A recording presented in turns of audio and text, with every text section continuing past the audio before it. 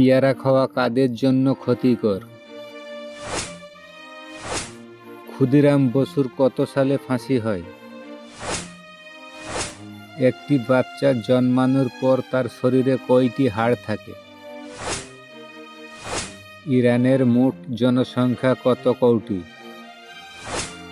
তো বন্ধুরা, এমনই কিছু প্রশ্ন এবং উত্তর সহ জানতে পারবেন এই ভিডিওর মাধ্যমে।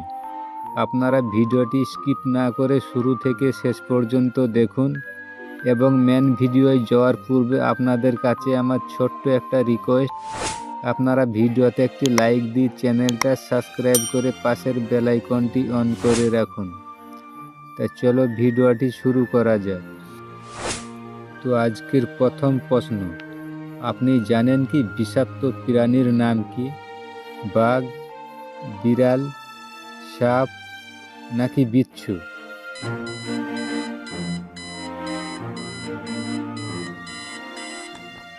এই প্রশ্নের সঠিক উত্তর হবে সাপ। পরের প্রশ্ন, আপনি বলেন দেখি কোন প্রাণী জীব নেই? কচ্ছপ, মুরগি, কুমির নাকি সাপ?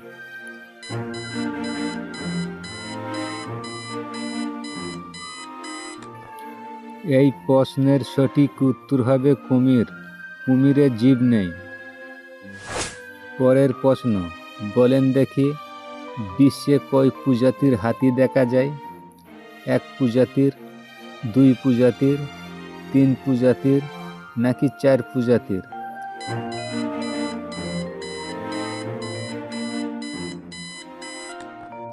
এই প্রশ্নের সঠিক উত্তর হবে 3 প্রজাতির হাতি দেখা যায়। পরের প্রশ্ন, বলেন দেখি ইরানে মোট জনসংখ্যা কত কোটি? 7 কোটি, 8 কোটি, 9 কোটি নাকি 10 কোটি?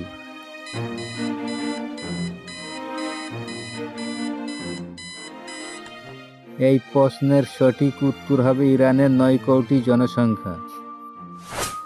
পরের প্রশ্ন, বলেন দেখি থানকুনি পাতা রস খেলে আমাদের শরীরে কোন রোগ ভালো হয়? রক্ত পরিষ্কার, আমাশা, গ্যাস নাকি মাথা ব্যথা?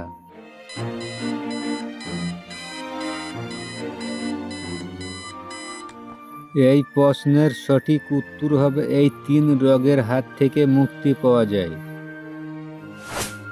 পরের প্রশ্ন, পেয়ারা কাদের জন্য খাওয়া ক্ষতিকর হতে পারে?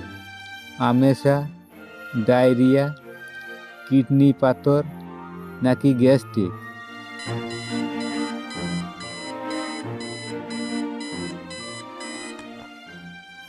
এই প্রশ্নের উত্তর হলো এইসব রোগ যাদের আছে তাদের জন্য পেয়ারা খাওয়া ক্ষতিকর। পরের প্রশ্ন, করলা সবজি খেলে আমাদের কি উপকার হয়? রক্ত পরিষ্কার হয়, ব্রেনকে ভালো রাখে, জ্বর ভালো হয় নাকি গ্যাস ভালো হয়?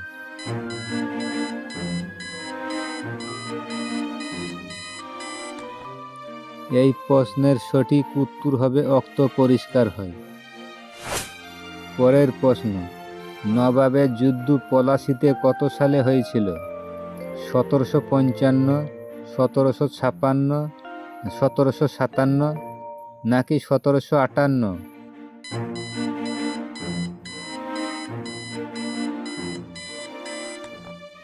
এই প্রশ্নের সঠিক উত্তর হবে নবাবের যুদ্ধ পলাশীতে 1757 সালে হয়েছিল।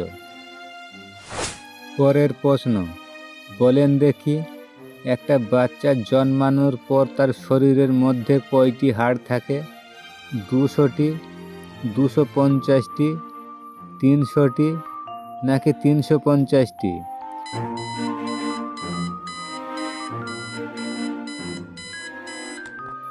এই প্রশ্নের সঠিক উত্তর হবে 300টি। পরের প্রশ্ন, বলেন দেখি ক্ষুদিরাম বসুর কত সালে ফাঁসি দেওয়া হয়? 1905 সালে, 1906 সালে, 1960 সালে নাকি 1908 সালে?